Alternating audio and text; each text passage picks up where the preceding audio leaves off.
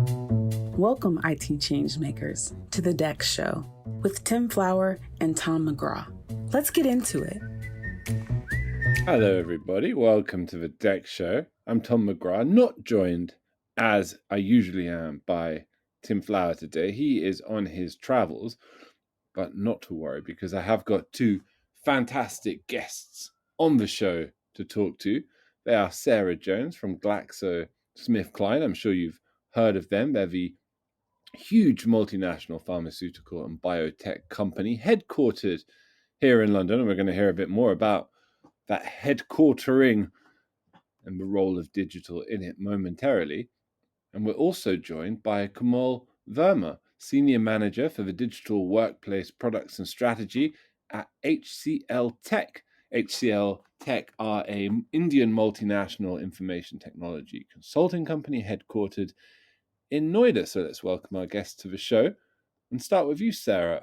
First of all, we're very, very excited about sort of talking about the future of the service desk at GSK, talking about your headquarter plans and how digital is playing a key role there. But I think a great place to just start is to hear something about the global footprint, how it breaks down, and what your sweep of responsibilities looks like. Yeah, sure. Thanks for having us on the show today, Tom. So GSK essentially is a pharma organisation, as you shared already, and we're on a mission to unite science, technology, and talent to positively impact health of 2.5 billion people by 2030. So it's quite a mission, and something that I'll talk with you about in more detail as we go through. But look, essentially, I look after all tech support within GSK, so frontline tech support for our employees. We've got about 90,000 employees across 200 sites in GSK. Yeah, so it's quite a big role. I mean, there are 80,000 laptops, so across Macs and PCs. We've also got 10,000 iPads, but we also support and look after devices that sit in manufacturing lines. So scientists in labs, manufacturing facilities, sales forces on the road. So quite a different number of personas that we have to look after. My team are located across all of those 200 locations, and we have a team essentially of around 500 between the service desk, the on-site support techs, and then my own GSK employee teams as well. So that's kind of what it looks like in numbers. But we also own the product called NextThink, and obviously the operational support of that. So we look at the tool, as a tech for tech tool, and we manage devices, and we're really looking at the broader tool for application performance and lots of other things that we can talk about for this year as well. Fabulous. I said between that mission statement and the sheer size of the footprint there, I'm amazed you could find us the time today, Sarah. Thanks so much. You're very kind. Thank you. And Kamal, welcome to the show. Also a first-time appearance on the DEX Show. Lovely to have you. And we'll touch upon in a minute the sort of origins of HCL's collaboration with GSK and indeed with NextThink around experience. But maybe you could go back and talk about the roots of that relationship and how it's developed so far. Sure. Thank you for having me here. And it's great to share this podcast with Sarah and you both. Both the companies, we work together from a long time. When we talk about the partnership that we have with GSK, it's almost 3 years now that we have been working together and providing GSK our digital workplace services. I would say there are the three key pillars, and Sarah is here also, so she can correct me if I if I see something wrong. So we work on the three major pillars that are there. One is the trust, transparency, and innovation. So it always the constant guidance that comes and the collaboration that happen between both the parties. Whenever we are talking about any kind of a new transformation that we want to bring in, any kind of a efficiency that we are bringing in, and there's a constant feedback. Like GSK provides us the greatest feedback if we are doing something right, if we are doing something wrong, how it can be improved or how it can be done in a much better way. So these are the three key pillars that we work with. And as in any of the journeys with any of our customer, has been many ups and downs. I will say there has been many ups with GSK. And we started the journey 3 years back when we started just with the analytic solution that doesn't have much of the capability on the automation part. But now in the 3 years, the journey has been quite matured. We have the full capability of monitoring the GSK estate. Sarah already covered the estate, like from the Windows machine to the Mac machine to the iPad, tablets, and all all sort of devices that are there, along with the capability to monitor multiple applications, be it the thick application or the web applications. And nowadays, as hybrid working is the new normal, we are also looking into that how we can help GSK in monitoring the collaboration experience when it comes to teams and other applications. Amazing. And how would you describe, Komal, the destination of this collaboration? Like, what are you aiming towards? So the destination is to have a model which is completely proactive, where we want that everything or if any issue that is coming up in the environment can be prefixed. Like we don't have to wait for any of the GSK employee to pick up the phone, call up the desk stating that, hey, this is what not working, this application is down. So the major goal is to achieve a workplace which is completely proactive, and it doesn't require any kind of a support. Basically runs on a auto mode. If there's a problem coming in, there has to be a automation in the back end which resolve that problem, and we should be able to save a lot of productive hour for all the employees that are in there. Amazing. And Sarah, when we sort of spoke about doing this podcast, one thing that really stood out to me as a really interesting story is the planned GSK HQ move. Um, I like it because we've all lived through this period where we went from very conventional workplaces to highly hybrid, digitized workplaces, and now it's almost like you hear stories like this of almost like resettlement in large conventional HQs, but with a really strong digital emphasis. I wonder if you could give us a bit of an overview of this move and how digital employee experience is kind of informing IT's involvement with it.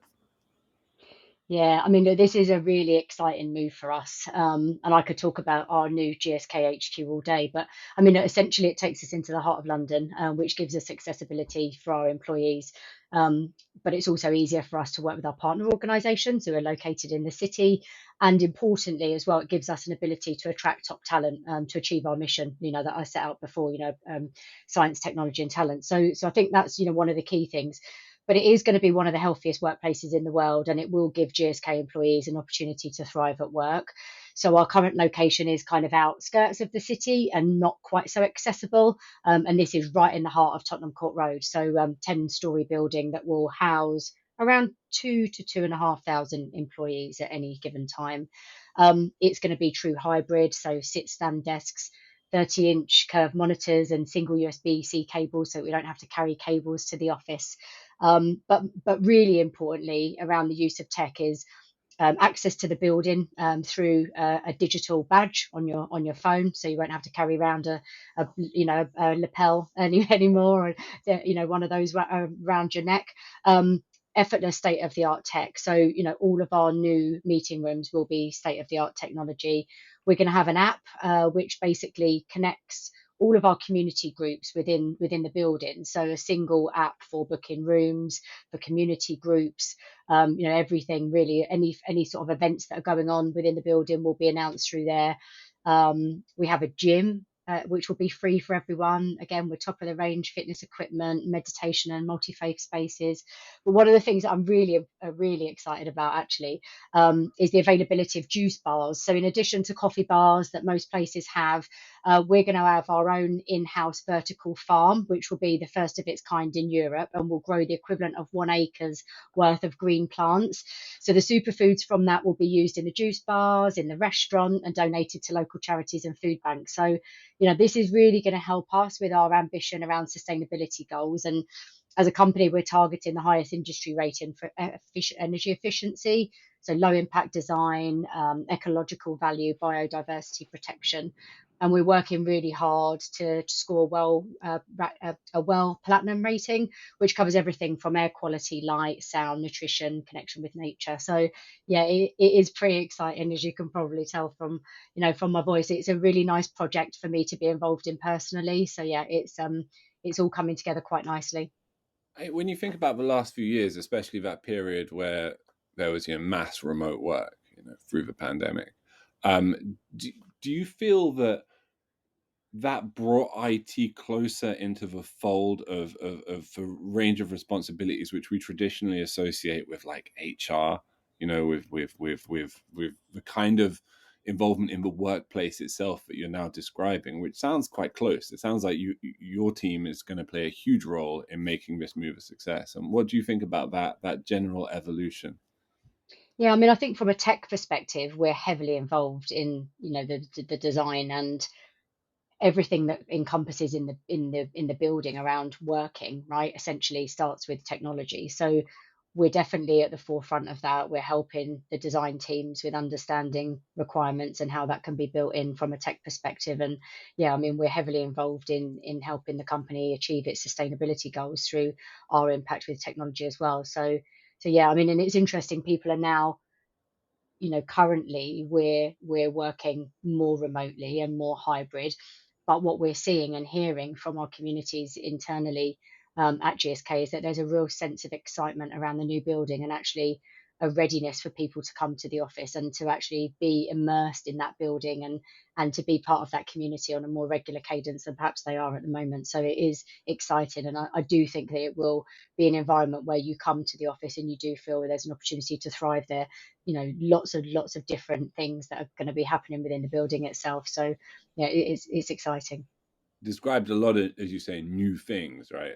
Any of these stand out to you as particular points of anxiety around how they're going to come off? What are the big challenges that stand out to you about this big transition and all of this novelty and innovation that's happening? Yeah, I mean, I think it's just the timeline, really, because actually, we want to be in there by a certain time point, and I think there are 250 contractors currently working on site every day to make that happen. So, from a technology perspective, we're ready to go in and fit out the buildings whenever the building is handed over to us to do that, that last mile stuff, and testing, and then obviously piloting within the building. So we want our teams in there first to be able to trial the technology, making sure that it's working. We're really looking to make sure that we have, from an experience perspective, I mentioned already, people come into the office, they're pretty much going to be using public transport because we don't have any facilities for parking, not even for motorbikes. So it's literally bicycles and walking to the office, and public transport, which, is exactly what you would expect for a building with sustainability goals like this one. But we are going to make sure that all of our laptops have been replaced with USB-C compatible laptops, as an example. And we're going to be using our tools to monitor experiences as people come through the door. So making sure, that everyone's got the latest software, that they're able to connect to the meeting seamlessly. That's a real important factor for us. Like, we don't want people to come to the new site and have any degradation of service over what they've received today. So, we're doing everything within our power to prepare people for that new office so that we have those seamless experiences with the new technology that we expect. And do you think IT plays a role, Sarah, in measuring overall experience of the new headquarters at large? You have that access to employees, after all, which is quite unique. And I don't just mean their experience of technology within this new workplace, but their experience overall. Is that come into the picture? It's something that we're talking about at the moment. So we are going to be measuring tech experiences, Yeah. and we can, very easily do that with the technology sets that we have. But, there are opportunities for us to measure sentiments as well through the tooling that we have. And that's something that we're considering at the moment is, would we like to be able to use the tool for more broader sentiment? So as people are coming into the building, how did they like the new juice bar? Letting people know that there's an event happening. One of the things that we were talking about as a use case is that actually there'll be harvesting moments of that, of the vertical wall. So when we have a harvest, people will be able to go and pick herbs and take them home. So, Wow. Letting people know that there's an event happening where we're doing some harvesting, and actually they can take some with them, at the end of the day. So would we want to let them know, using technology, and whichever we choose, through apps that we have available to us, letting people know that there's a harvesting event or other types of events that are happening within the building. So, that is quite a neat way to be able to engage with our communities through the technology that we'll have available at our fingertips, which is all quite new, and we've not had that before. So yeah, it's very cool. Extremely cool. I never heard of a harvesting, an in-office harvesting. That's a completely new one I to me. know, exactly. It's cool. Yeah. And Komal, I mean, it strikes me that this whole move that we're kind of discussing, on the one hand, you've got a significant reinvestment of time and resources into real world at work experience. On the other, as we can hear, a much greater use of technology to help that process be successful. To me, it points to this sort of evolving dynamic between the digital world and the quote unquote real world at work. How does HCL see this dynamic evolving in coming years with GSK and other customers? Yes, and we all have seen that phase, right? When the pandemic hits the world, right? Everyone started working from home. People doesn't have the right resources or right technology, but because of this pandemic, everyone worked so hard, or I would say, so in a such agile mode that technology was there to enable the work even from their home environment or anywhere they are working from, right? And as that pandemic is over now, and people now started coming back to offices not only for the work related work but what we call as water cooler talks as well, right? Sometimes Mm. you just come to office, talk to your colleagues what is happening, so that you can collaborate better, you can have better ideas. Nowadays we need a technology which can provide the same medium to both the people who are working from office as well as from home as well. So that kind of a collaboration medium is very much required. What we have seen as a difference in last 3 years, I would say, previously technologies like DEX, right, digital experience, which used to be like a want for multiple customer, now it has become a necessity. We see that not only our current existing customers ask for it, but when we look into the new customers asking for transformation, it has become a prereq for most of the customer, right? Because the employees have become so dispersed in nature, not only in terms of the logistics, but also the ways different people work at different time zone, the global nature of the business. It is very important to monitor, I would say, the experiences that employees having, right? And at this point of a stage when a completely global economy is a very, I would say, a very at a juncture where it is very difficult to hold the assets, right? And the major asset for any of the company is their employees. So it is very important to invest into that, how you can give the better experiences to the employees nowadays. So I would say that DEX, which used to be just a want thing now, but previously has become a new normal for all of us, where it is very imperative to monitor the employee experiences, take proactive action, take corrective action, so that you can suggest better ways of working or suggest better means of technology to different employees that are there. Another important aspect that we have seen is the emergence of personas. Previously it was just the office workers that are there. Nowadays people are not only office worker, people are working on the go, that there are multiple people. There is different form factor that has come up. Previously we used to working on our desk most of the time. Now people are working or using their mobile devices, taking the Teams call or Zoom call from their mobile devices. Or sometime we are working from home, where we are working from our home network, where kids are also using the same network. There's a problem of bandwidth and other thing as well. So we need to think of all these aspects when we are designing a workplace for our customers, and how we can ensure that we are providing the right experiences to each and every persona that are there. So this is the thing that we have seen in across the customer, that how the things are changing. Plus nowadays it is not only limited to the visibility aspect. Like, yes, every leader require the visibility of their IT estate, so that they can take informed and based database decision, but it is equally important that how they can reduce the load that is coming at the desk level in that scenarios. And in a way, these kind of a tools and technologies helping a lot to our customers to reduce that load that is coming in forms of tickets and incidents. Fascinating. And I might put in an extra question for you, Sarah. So when you hear about that kind of the utility of DEX today, thinking about sort of specifically NextThink technology, which you two work together on facilitating and using at GSK. What stands out to you specifically, if I could ask Sarah, about NextThink technology in particular, or specific products or functionalities which have been kind of quite eye-opening or significant in helping you to meet various aims and strategies? Yeah, it's a really good question. I mean, look, we used a different tool previously, and we obviously moved to NextThink at the middle of last year. And I talked about this at oh gosh, what was the name of it? The Experience. Experience Anywhere conference last year. I talked about it there.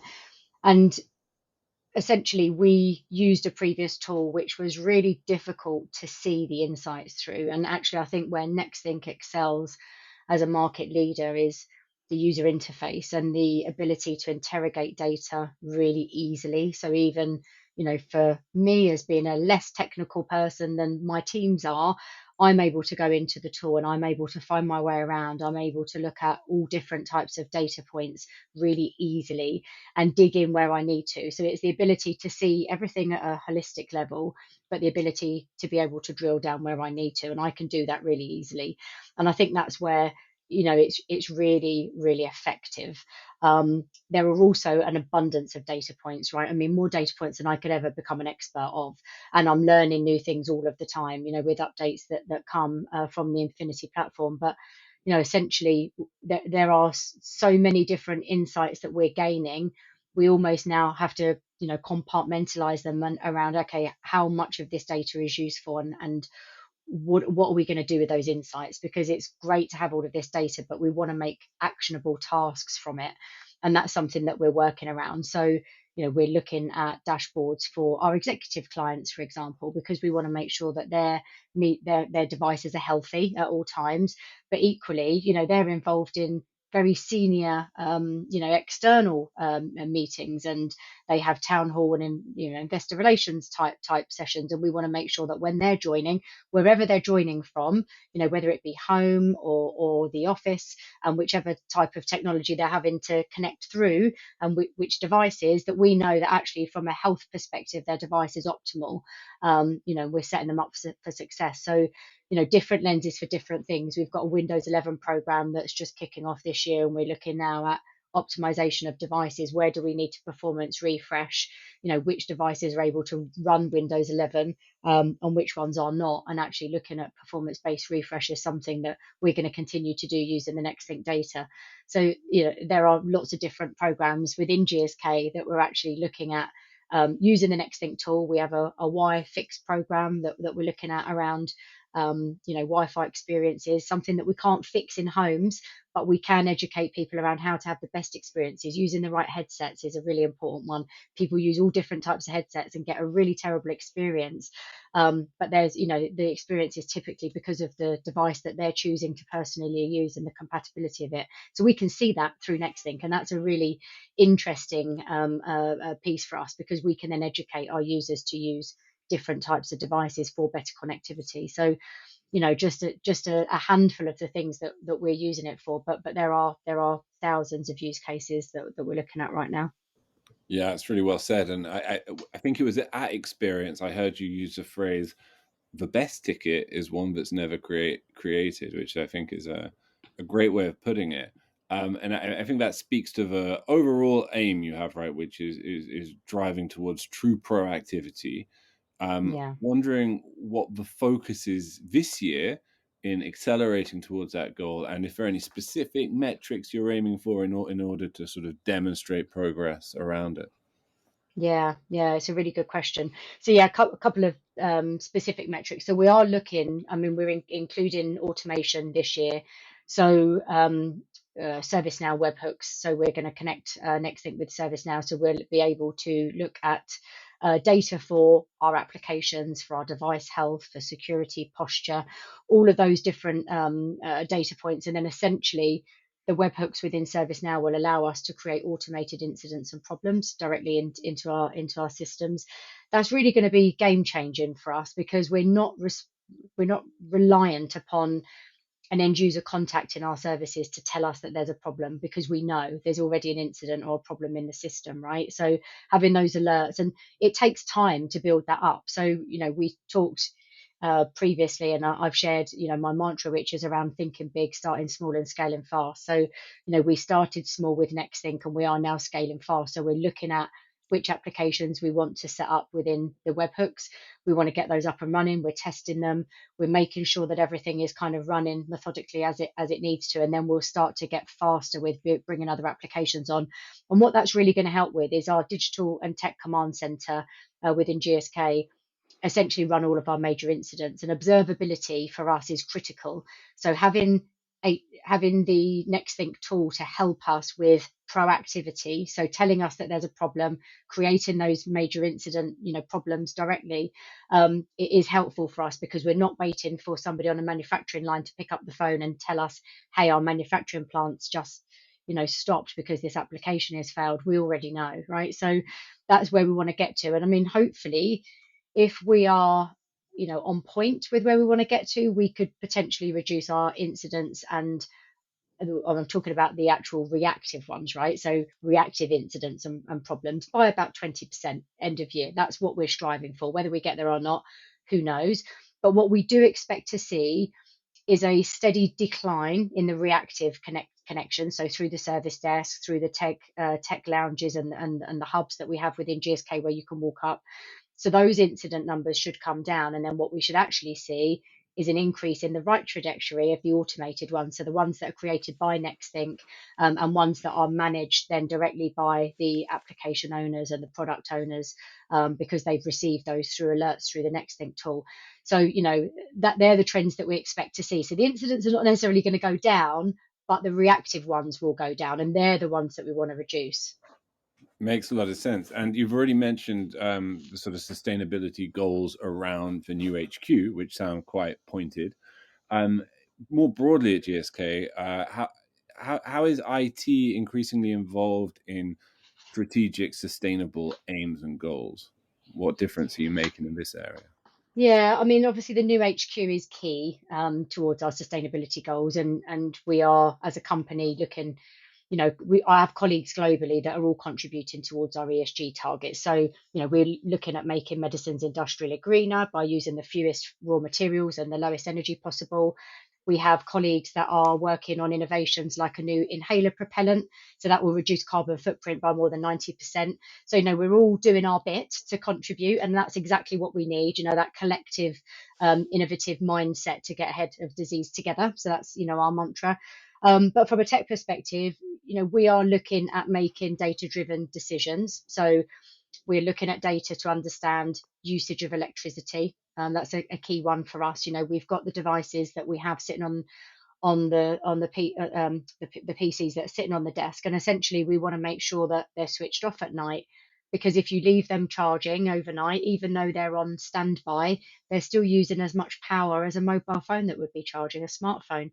So when you start to educate people around the consumption of energy and you put people in a position to make decisions that are good for the company, then collectively, I think, we can all contribute. So that's where we're going to use the technology that we have to make education a key part. So telling people to switch off their machines, looking at the devices themselves and making sure that they're performing optimally and that they're not overutilizing batteries and those types of things. And then we're looking at the devices itself. So when we are making decisions about refreshes, what types of devices are we refreshing with, and is there an opportunity for us to use remanufactured devices? And then when we get to the end of the life of those devices, well, what do we do with them then?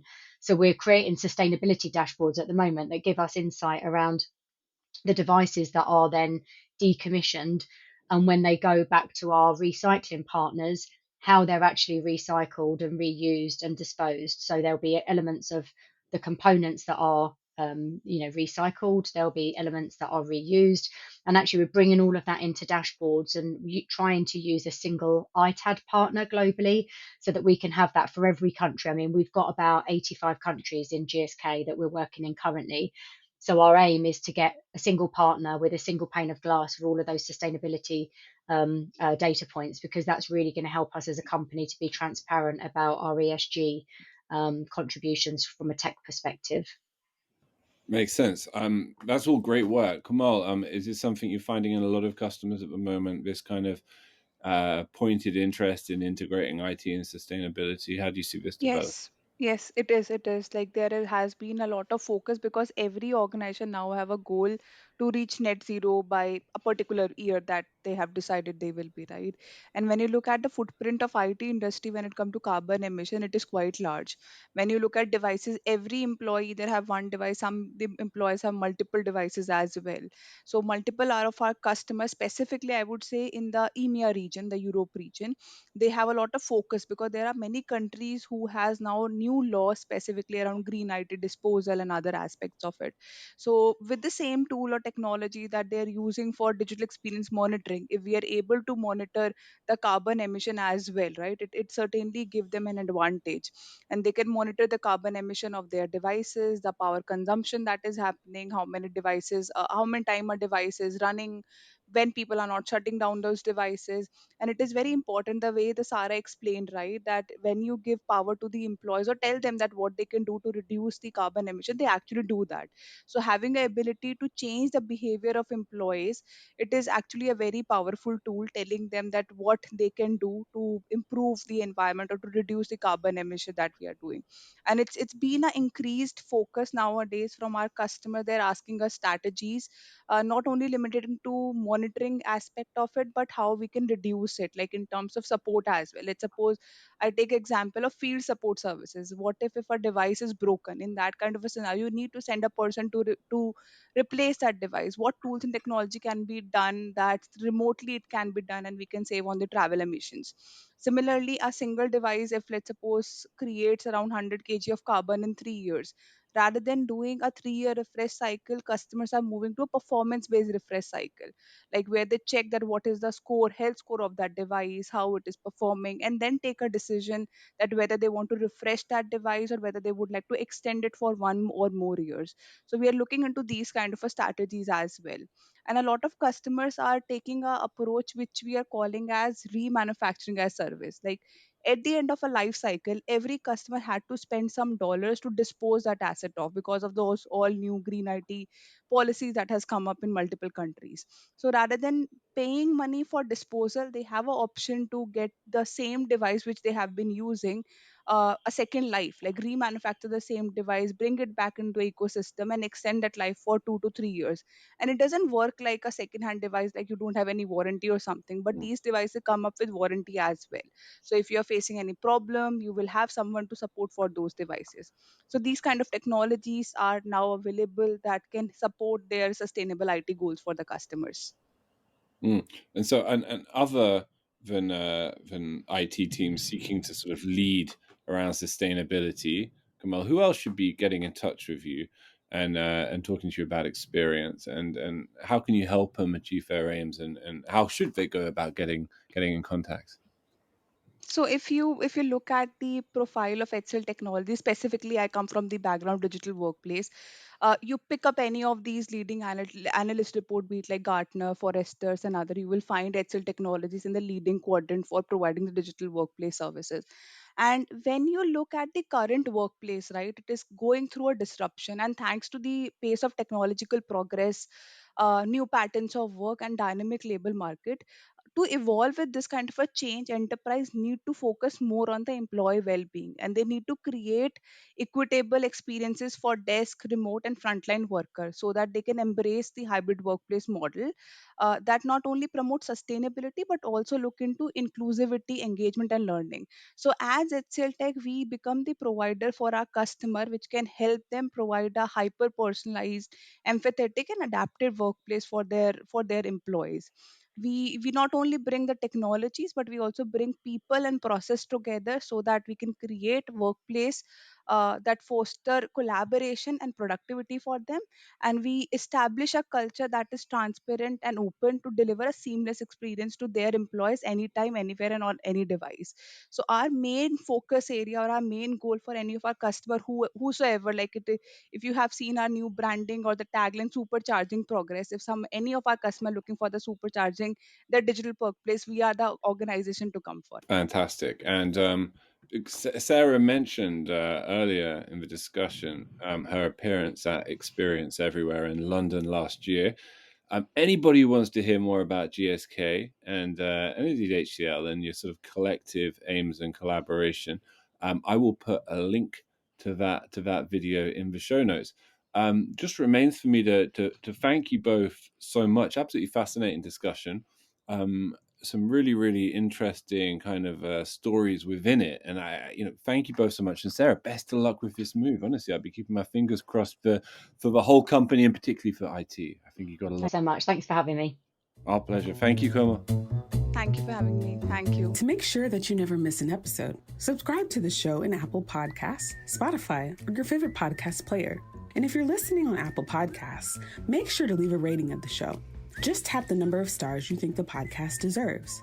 If you'd like to learn more about how NextThink can help you improve your digital employee experience, head over to nextthink.com. Thank you so much for listening. Until next time.